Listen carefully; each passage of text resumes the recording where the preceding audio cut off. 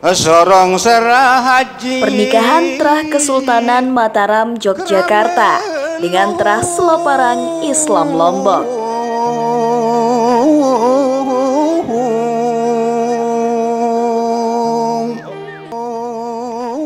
Selain rezeki dan maut, jodoh termasuk dalam rahasia Allah. Ia tidak dapat dipastikan keberadaannya. Manusia tidak bisa memilih kapan dan dengan siapa ia harus menikah. Suratan takdir akan jodoh telah tertulis jauh sebelum alam jagat raya ini diciptakan.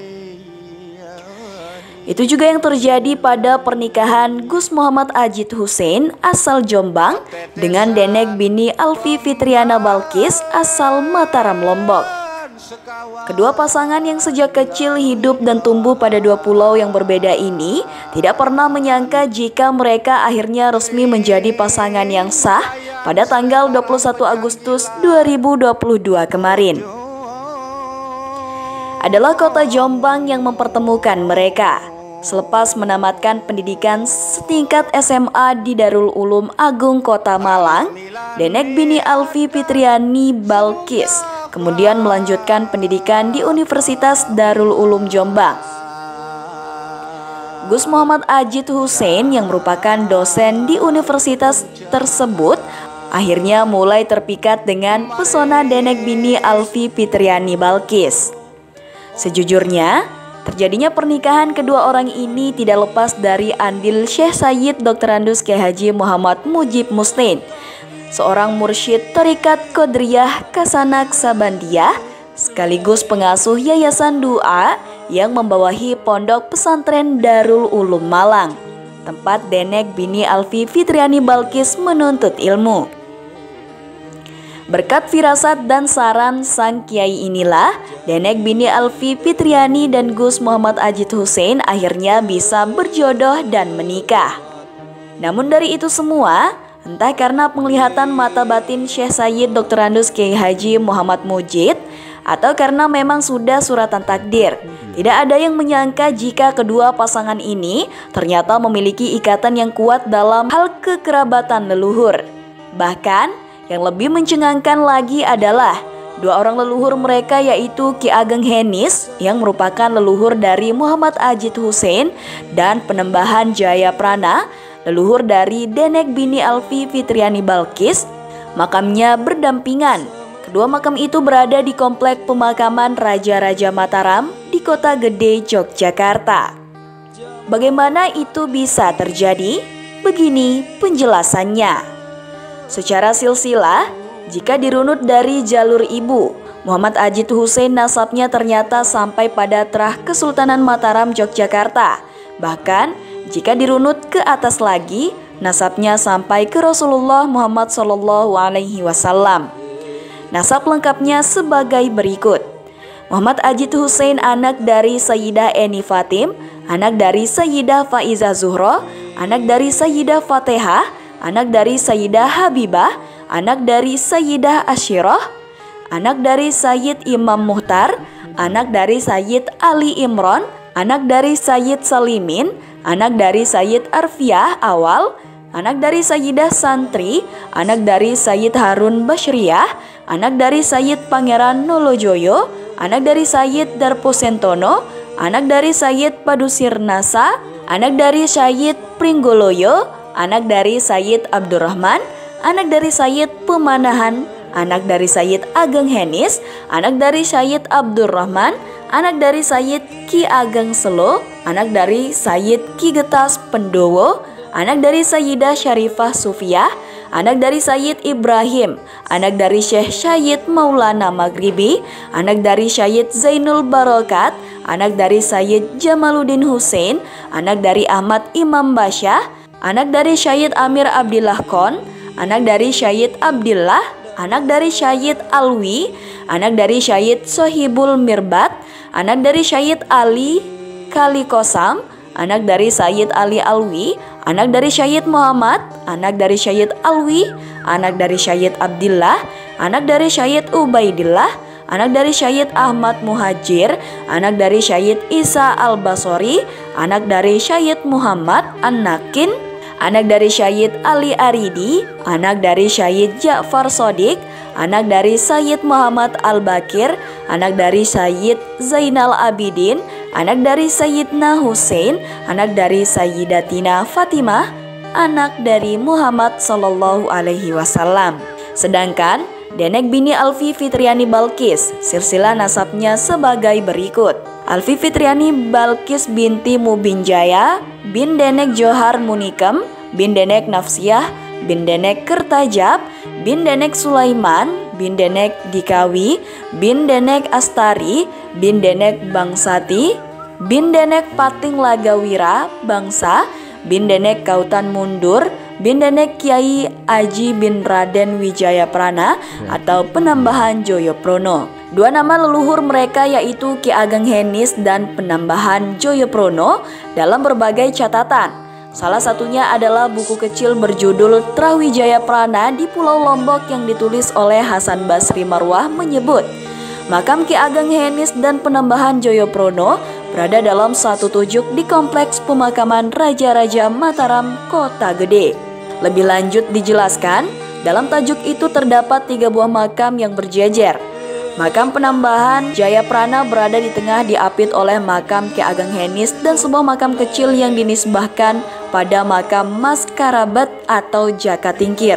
Ki Ageng Henis sendiri adalah kakek dari Raja Mataram yaitu penambahan Senapati. Sedangkan penambahan Joyoprana menurut Hasan Basri Marwah yang dalam penelusurannya mengenai sosok penambahan Joyoprana ini menjelaskan bahwa berdasarkan cengkrongan atau catatan singkat mengenai biografis tentang makam-makam yang biasa tersedia di pemakaman atau pasarean, penambahan Joyoprana ini adalah orang pertama yang mendiami hutan Mentoa, nama lama dari Kota Gede atau Yogyakarta. Saat bertemu dengan Ki Ageng pemanahan pertama kali, disebutkan usia penambahan Joyoprana ini sudah sangat sepuh, sekitar 100 tahun. Sedangkan menurut Marbot Masjid Kota Gede, penambahan Joyoprana ini disebut sebagai orang yang menjadi penasehat penambahan Senopati, Sang Raja Mataram pertama. Sosoknya diidentikan dengan Sunan Kalijaga. Namun salah satu narasumber meyakini bahwa penambahan Joyoprana adalah kakak dari Sunan Kalijaga yang lain ibu. Lebih jauh diceritakan bahwa leluhur orang Sasak adalah penambahan Joyoprana. Berita ini senada dengan catatan tertulis di Lombok yang menceritakan kedatangan penambahan Jayaprana atau Raden Wijayaprana ke Lombok pada tahun 1518. Selang 17 tahun, tepatnya pada 1535, bersama dengan saudaranya yaitu Wijayakrama, Wisnujaya, dan Wirajaya mendirikan kerajaan setelah perang Islam di Mumbul. Keturunan dari Wijayaprana ini kemudian menyebar ke berbagai wilayah di Lombok, diantaranya Pegading, Apitai, Pancor, Gandor, dan Karanggenteng. Dan seperti yang telah disampaikan di awal, bahwa Denek bini Alfi Fitriani Balkis nasabnya berasal dari Denek Wirabangsa yang merupakan cicit dari penambahan Joyoprana alias Raden Wijayaprana. Itulah mengapa pernikahan antara Muhammad Ajit Hussein dengan Denek bini Alfi Fitriani Balkis ini disebut banyak orang sebagai pernikahan dua terah kerajaan besar Nusantara, yaitu pernikahan terah Kesultanan Mataram Yogyakarta dengan terah Selaparang Islam Lombok. Selain itu, pernikahan Gus Muhammad Ajit Hussein dengan Denek bini Alfi Fitriani Balkis ini juga merupakan pernikahan yang mempersatukan dua orang pengurus Jamu Taqwa atau Jamaah Mujahadah Tarikat Mu'tabarah Qadriyah Wanakasabandiyah, yang mana kedua mempelai adalah putra dan putri dari DPD dan DPD Jamu Taqwa. Jika Gus Muhammad Ajit Hussein adalah anak dari Ketua Dewan Pimpinan Pusat Jamu Taqwa, maka Denek bini Alfi Fitriani Balkis adalah putri dari Ketua Dewan Pimpinan Daerah Nusa Tenggara Barat.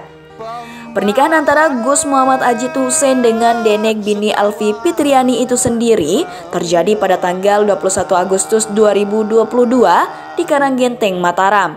Acara itu dilaksanakan dengan adat Sasak yang bernafaskan Islam. Menurut keluarga mempelai wanita, Hal itu sengaja dilakukan agar acara pernikahan itu bisa menjadi sarana untuk menyelaraskan antara adat dengan agama. Dimulai pada pukul 1 siang, acara pernikahan itu dibuka dengan sambutan yang disampaikan oleh seorang pembayun. Selanjutnya, acara dilanjutkan ke prosesi Sorong Serah Aji Krame. Sorong Serah Aji Krame sendiri menempati kedudukan yang sangat penting dari semua prosesi yang ada. Sorong Serah Aji Krame bisa diartikan sebagai sidang majelis adat, karena dalam prosesi ini status sosial kedua calon pengantin dapat ditentukan. Sorong Serah Aji Krame adalah prosesi yang mesti dijalankan dalam kaitannya sebagai adat dan budaya. Karena jika sampai prosesi ini tidak dilakukan, maka bisa jadi kedua pengantin akan kehilangan hak-hak adatnya. Misalnya, hak atas status sosial gelar-gelar adat bagi anak yang dilahirkan kelak. Bahkan, ada kemungkinan mereka akan kehilangan hak dalam soal warisan harta benda. Prosesi Sorong Serah Aji Krame syarat akan simbol-simbol yang tercermin dalam tata upacara maupun perangkat perlengkapan yang dibawa dan digunakan. Secara keseluruhan terdiri dari 7 komponen, yaitu yang pertama sesirah, 2 aji krame terdiri dari lapak lemah dan olen-olen, 3 sasuni taring urip atau lambang-lambang kehidupan terdiri dari salin dede, penyaruman dan pemecat sengkang, 4 pikoliling sanak atau warga terdiri dari pelengkak dan kautindo, 5 pikoliling dise terdiri dari pembabas kute, krame dise dan karjiwe, 6 dedosan atau denda-denda terdiri dari denda membait, pelebus base, menang wangse, dan salam panji, 7 pemegat. Dari 7 komponen tersebut, Aji Krame adalah komponen utama dari prosesi Sorong Serah Aji Krame. Karena dari Aji Krame inilah kita bisa menentukan status sosial calon pengantin. Hal ini tidak lepas dari keadaan masyarakat Sasak yang mengenal pelapisan sosial dalam kehidupannya. Nilai Aji Krame pada masyarakat Sasak berbeda-beda, mulai dari yang tertinggi yaitu 100, 99, 66, 44, 33, 25, dan 17. Pemberian nilai Aji Krame 100 ini diperoleh pada sidang majelis adat Selaparang yang menghitungnya dengan berdasarkan pengetahuan suatu golongan terhadap pemahamannya pada ajaran Islam. Nilai Aji Krame 99 adalah simbol bagi golongan yang dalam berislam sudah mengenal 99 sifat Allah atau lazim disebut Asmaul Husna. Sedangkan golongan yang mempunyai nilai Aji Krame 100 adalah golongan masyarakat yang telah memahami 99 sifat Allah dan satu sifat rahasia Allah. Golongan yang mengetahui satu sifat rahasia Allah itu mendapat maqam arif billah. Kelompok inilah yang mengetahui satu sifat rahasia Allah yang bernama Asmaul A'zam. Karanggenteng sendiri adalah sebuah komunitas yang mempunyai nilai Aji Krame 100. Pengetahuan tentang Islam diturunkan dari generasi ke generasi di Karanggenteng. Leluhur masyarakat Karanggenteng dikenal sebagai ulama terpelajar dan memahami Islam dengan benar. Jauh sebelum masyarakat Lombok mengenal Islam, leluhur Karanggenteng adalah orang-orang dengan ilmu agama Islam yang tinggi. Bahkan, untuk jabatan penghulu Islam Kerajaan Selaparang selalu dipegang oleh leluhur Karanggenteng. Dan terakhir, sebagai penutup semoga kedua mempelai, Muhammad Ajit Hussein dan Denek Bini Alfi Fitriani Balkis diberikan keindahan berumah tangga. Semoga rumah tangganya kelak menjadi keluarga yang sakinah dan selalu diliputi berkah dari Allah Subhanahu wa Ta'ala. Amin ya Rabbal Alamin.